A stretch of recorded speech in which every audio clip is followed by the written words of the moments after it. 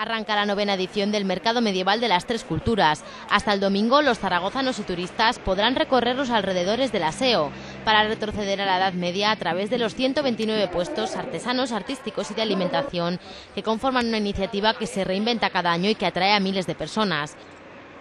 En el marco incomparable de las calles y alrededores de la Plaza de San Bruno y el Aseo se reviven los oficios artesanos de la Edad Media, como la forja, la cerámica o la joyería.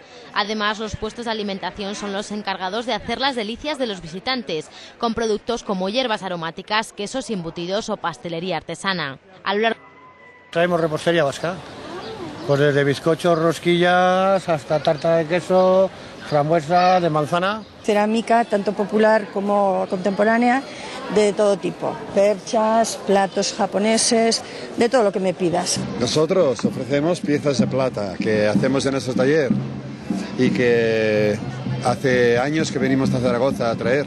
Y es un arte de cetrería, es un arte que trajeron los árabes antes y bueno, yo creo que ya forma parte de la cultura española. A lo largo de la feria, los visitantes pueden encontrar exhibiciones de cetrería, farsas medievales, pasacalles improvisados o espectáculos circenses, que se podrán disfrutar hasta el domingo en la capital aragonesa.